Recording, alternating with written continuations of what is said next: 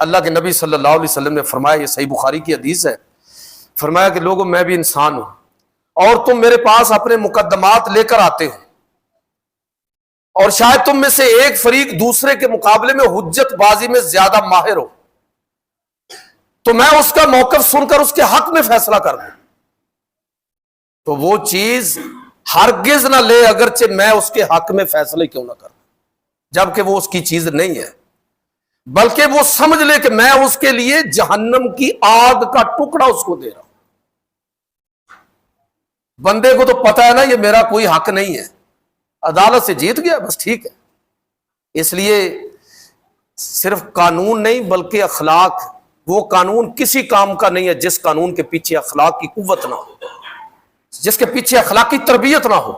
اس لیے اللہ کے پیغمبر صلی اللہ علیہ وسلم نے فرمایا کہ میں بھی میں بھی انسان ہوں، جو دلائل لے کر آؤ گے، جس چرب زبانی کے ساتھ تم بات کرو گے، ہو سکتا ہے کہ مقدمہ تمہارے حق میں ہو جائے، لیکن تمہیں پتا ہے کہ حق کیا ہے اور سچ کیا ہے۔ اگر میں تمہارے حق میں فیصلہ بھی کر دوں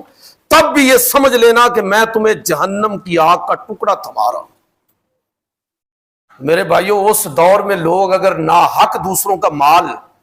ضبط کرتے تھے، ہضم کرتے تھے، عرب جاہلیت کے اندر یہ اخلاقی برائی اگر موجود تھی وہ قابل رد ہے، اور اگر آج کے دور میں بھی یہی چیزیں پائی جائیں، اگر آج کے دور میں بھی یہی رویے پائے جائیں، مجھے یہ بتائیے کہ اگر اس دور میں یہ ایسا رویہ اختیار کرنے والوں کے لیے جہنم کی آگ ہے تو آج وہی رویہ اختیار کرنے والوں کے لیے کیوں نہ ہوگی؟ محض اس وجہ سے کہ اس نے کلمہ پڑھا ہوا ہے۔ اس کلمے کا کوئی اعتبار نہیں، یہ شہادت گاہ الفت میں قدم رکھنا ہے۔ لوگ آسان سمجھتے ہیں مسلمان۔ نبی کریم صلی اللہ علیہ وسلم کی یہ حدیث سنیے، نبی صلی اللہ علیہ وسلم نے ارشاد فرمایا کہ من ادعا ما لیس لہ فلیس منا، جس آدمی نے ایسی چیز کا دعویٰ کیا جو اس کی نہیں ہے،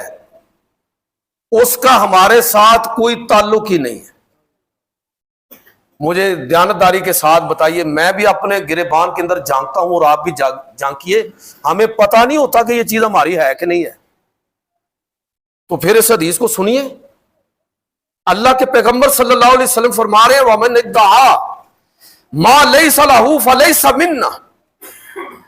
جس نے ایسی چیز کا دعویٰ کیا جو اس کی نہیں ہے، اس کا ہمارے ساتھ کوئی تعلق نہیں ہے، وَلْيَتَبَوَّأْ مَقْعَدَهُ مِنَ النَّارِ، وہ اپنا ٹھکانہ جہنم کی